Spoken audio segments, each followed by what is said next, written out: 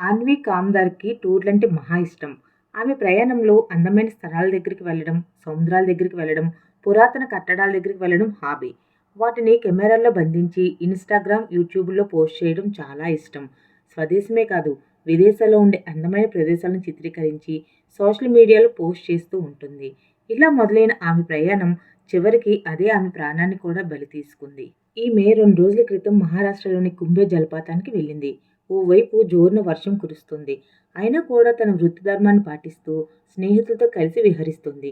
జలపాతం విశిష్టతను వివరిస్తూ పొరపాటున కొండ అంచున కాలు వేసింది. అమాంతంగా 300 అడుగుల లోతుల్లో పడిపోయింది. బండ సందుల్లో ఇరుక్కుపోవడంతో 6 గంటల పాటు నరకయాతన అనుభవించింది. మొత్తానికి పోలీసులు, అధికారులు రెస్క్యూ ఆపరేషన్ చేసి శ్రమించి బయటికి తీసి ఆసుపత్రికి తరలించారు.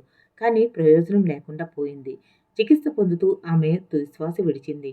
దీంతో ఆమె లేరన్న వార్త తెలిసి అభిమానులు, శ్రేయోభిలాషులు తీవ్ర ఆవేదన చెందుతున్నారు. ఎక్కడ ప్రయాణం మొదలుపెట్టిందో అక్కడే ముగియడం ఆశ్చర్యం కలిగిస్తుంది.